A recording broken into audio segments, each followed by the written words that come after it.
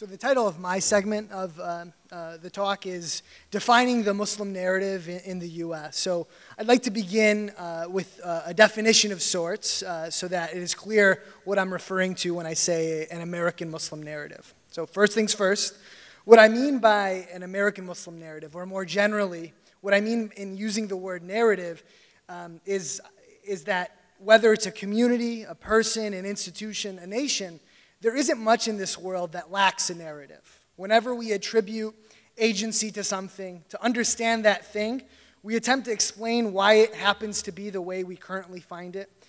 We project onto it a reason for which it came into being, as well as the reason that animates its ongoing existence. And those are really the two parts of a narrative: an origin on one hand and a trajectory on the other. As for origins of the American Muslim narrative, here the issue of perspective becomes very important. So it's originating for whom. So there is the American Muslim narrative obviously needs American Muslims first. So American Muslims came to the U.S. in one of two ways. There was the Muslims that immigrated from abroad to the United States, and there were the Americans that converted to Islam. Now, the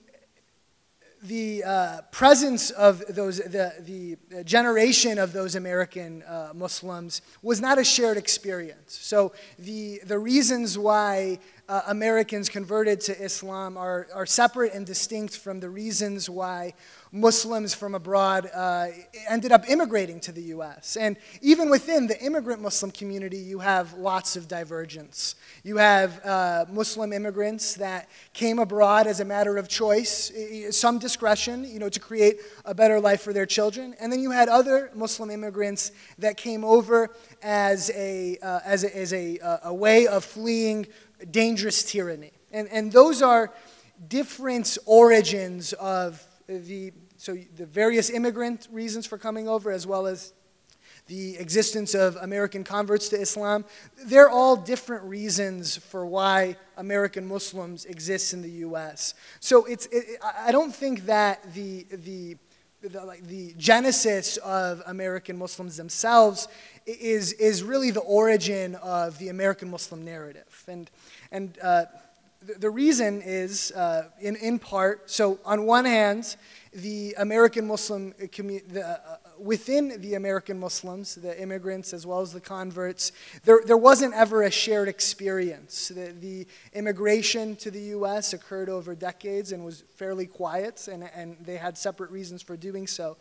And that was a similar experience to those viewing the appearance of American Muslims inside of the United States. To Americans outside of the Americans of other faith, there also wasn't a direct encounter with Muslims in the United States that was very salient and widely shared until 9/11, I think. So I think 9/11 and the consequences of it both defined the American Muslims as a label for outsiders from the community to project onto the community, as well as within the community itself. And I'll get into both of those things. So in terms of the projecting by those outside of the community onto Muslims in America, 9/11 created the space through which outsiders, other Americans not of Islam, regarded Muslims or things pertaining to Islam as a threat. So, and that label in turn also served as part of the reason why American Muslims started to have a shared and common experience, and it was an unfortunate experience. So for American Muslims, the hostile cultural sentiment that 9/11 unleashed, as well as the security apparatus built and the military engagements undertaken abroad in response to that event, created a distinctly American Muslim experience that transcended the lines between different segments within the immigrant communities, as well as between those communities and American converts. American Muslims now shared an American experience and a set of particular grievances about their treatment in the United States. I think we joke too often, because we don't want to cry, about being subject to quote-unquote random security checks at the airport. If we're driving across an American border by land, we know to leave just a little bit of extra time just in case we get detained. And if we do get detained, we know that we stand a good chance of being able to borrow a pocket Quran to pass the time from the other American Muslims that have also been detained that day. That's a shared experience. And there is the sense that each American Muslim is now an ambassador of the faith. How often is it that American Muslims, a teenager, a PTA mom, a coworker, gets put in the position of being the global spokesperson of Islam? And of course, when we're in that position, we proffer our views by beginning, on behalf of the 1.5 billion Muslims, before going on to express our very individual opinions. American Muslims also experience together, as an affront to their faith, the spirited debates in print and on TV, given much too much credibility on whether Muslims should be allowed to build a mosque here or should they be allowed to pray there, whether American Muslims joining the military should be subject to additional security checks, whether Islam itself is somehow inherently leads to violence. This trauma transcends the disparate manners in which American Muslims came to be American Muslims. It has created an American experience that American Muslims broadly share. Now, that's the origins, I think, of the American Muslim narrative. That's not the end of the American Muslim narrative. And what we have left is really the mapping out the trajectory of what happens next. And before we go into the possibilities, I think it's important to acknowledge that it's not as if the American Muslim community can sit in a room by ourselves and deliberate and debate on what we want our future to be, absent other forces and historical trends acting upon us. So there are things, and I think very infrastructure type things that have policy choices that have been made that influence the trajectory with which the community will proceed. So let's go into the policy environment. After 9/11, there was set up an expansive, unprecedented, broad security apparatus, and we see it everywhere. So when we go to the airport, we take off our shoes because a person who purported to act in the name of Islam had tried to bomb something with something he put in his shoes. So now all Americans, when they fly, they take off their shoes. We proceed through scanners that essentially take nude pictures of us as we go through security because another person that thought they were purported to act in the name of Islam tried to have a bomb in his underwear. And these are everyday manifestations and everyday reminders that both to American Muslims and others that they are trying to hurt us. And the problem with they is that in the absence of a nuanced explanation of who they are, I think it becomes easy among the public to attribute they to that thing called Islam or something pertaining to that religion. And so all of these things, in addition to others, create a tangible basis for continued suspicion of American Muslims. And I think our foreign entanglements also fall into that category. It is difficult to say that Islam is, to have the position that Islam is not a threat to the United States when there are in foreign military engagements and there have been in Libya and Iraq and Afghanistan and Somalia and Yemen and Pakistan and the thing that unifies those places, some in Africa, in the subcontinent, and in the Arabian Peninsula, the things that unify that is the presence of large populations of Muslims. So that's also a structure that sustains the suspicion on American Muslims. And that's not it.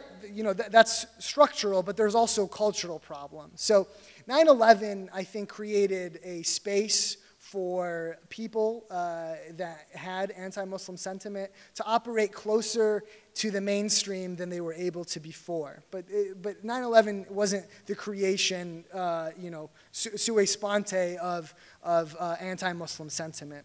But now there is this sense of a vicious cycle where there are constant reminders that there is this threat, and then there's this, I think, oblique implication that that threat emanates from Islam, and that bolsters a cultural disposition to be suspicious of Muslims. Thank you. 5 minutes.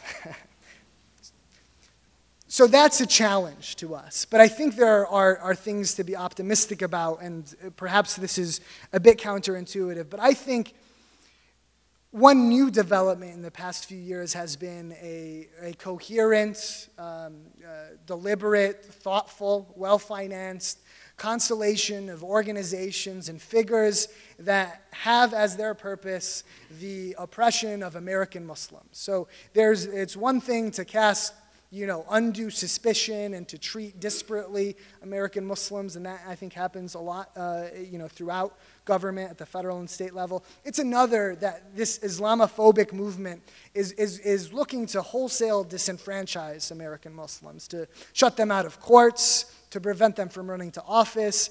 In Tennessee, in March, they introduced a bill that literally would make it a crime to be a Muslim in the state of Tennessee. If you are an adherent to Sharia, it would authorize the state attorney general to classify you and someone else that you adhere to Sharia with as a Sharia organization, and would criminalize support to that group of two people with minimum 15-year sentences. These are people that are well organized. Unfortunately, they're intelligent, and they're true believers. They believe that Islam is a threat to America, and that they need to do everything they can to push us to the margins of society.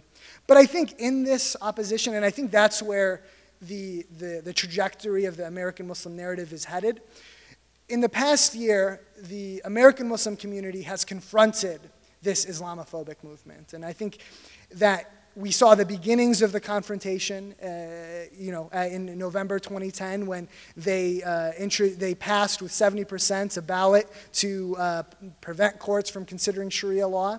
And what we did, and I like the position it actually puts us in, because instead of saying we're American Muslims and we belong here, what we're saying is what the Islamophobic movement is doing is antagonistic to the traditions that we as Americans hold dear. So when we say that they can't pass this law that is discriminating against us, even though 700,000 people voted for it and 200,000 people voted against it, a single judge can point to the First Amendment of the Constitution and say, you know what?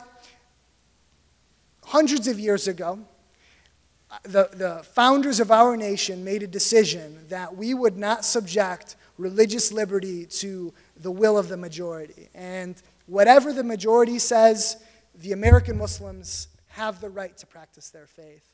And I think that's a phenomenon that we're going to see more and more, and that's a contribution that we can leave for America, is there has, since 9/11, the pendulum has swung in an unfortunate direction, where there is a compromising of our freedoms, and it's not just American Muslims, it's everybody. And because American Muslims are the leading edge and encounter those constraints on liberty first, we also are uniquely well situated to leave as our legacy for when we emerge in America as an equal and integral part of the American fabric, to leave as our legacy that the American Muslim community emerged, and it emerged with a contribution that made America more free and reminded us of the liberties that we hold dear.